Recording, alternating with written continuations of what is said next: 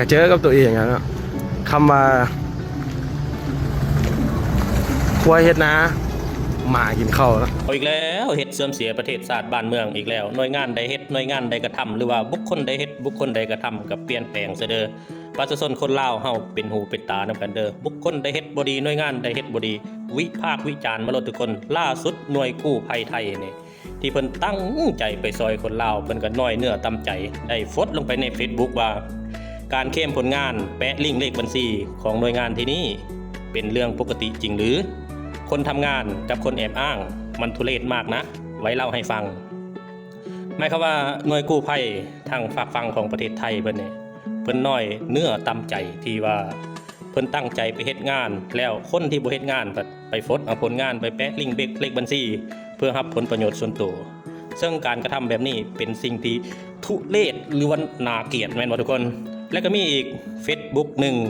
ซึ่งเป็น Facebook ของ i Inter เป็นไกด์ให้กับหน่วยกู้ภัยไทยนี่แหละเราก็ได้ออกมาฟดความในใจคือกันไปเบิ่งคลิปกันเลยทุกคนเกิดมาชาตินี่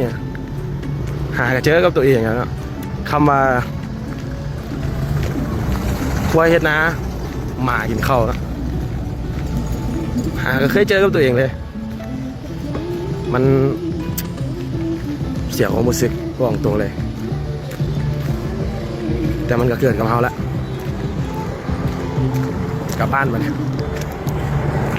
อันนี้ก็เรื่องเล่าและความน้อยเนื้อต่ำใจของหน่วยกู้ภัยเพิ่นได้ตั้งใจมาเฮ็ดแต่ว่าถือคนบ่ดีบางกลุ่มบางพวกนี่มาแอบอ้างมาหวังเอาผลประโยชน์ทั้งที่บ่ได้ทุ่มเทแห้งกายแห้งใจคือพวกเขาแต่ว่ามาเอาผลประโยชน์ใส่ตัวว่าง่ายๆคือเอาลิงก์เลขบัญชีมาแปะให้คนบริจาคแล้วก็เอาเงินเข้าองค์กรเอาเงินเข้าส่วนตัวซึ่งเป็นสิ่งที่รับบ่ได้นะทุกคนเรื่องนี้ถึงสิ่งที่รับบ่ได้เบิ่งกู้ภัยไทยเป็นแบบอย่างนี่นอกจากเพิ่นมาซอยแล้วโดยที่บ่ได้คิดค่าหยังมาซอยฟรีๆนี่ซอยเสร็จแล้วยังบริจาคเงินให้อีกทุกคนอันนี้คือน้ำจิตน้ำใจของเพิ่นถ้าแม่นว่าคอยเว้าเอาไปเบิ่งคลิปกันเลยไปเบิ่งคลิปให้เป็นแบบอย่างกันเลยทุกคน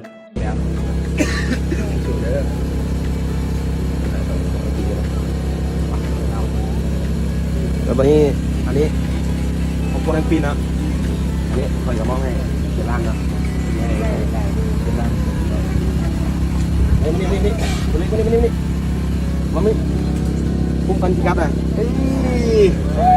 เอาให้ซ้ำมาดิเอาให้คนนู้นจะไปร้องเอาพี่เอ๊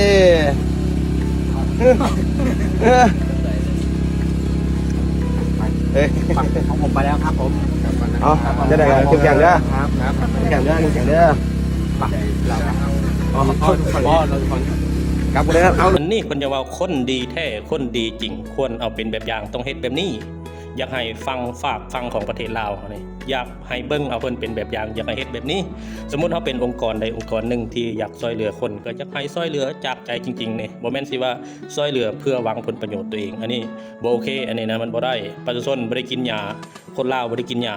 คนลาวกินข้าวมีสติปัญญาฮู้ท่านเบิดเจ้าสิเฮ็ดหยังนะฝากไว้เด้อฝากไว้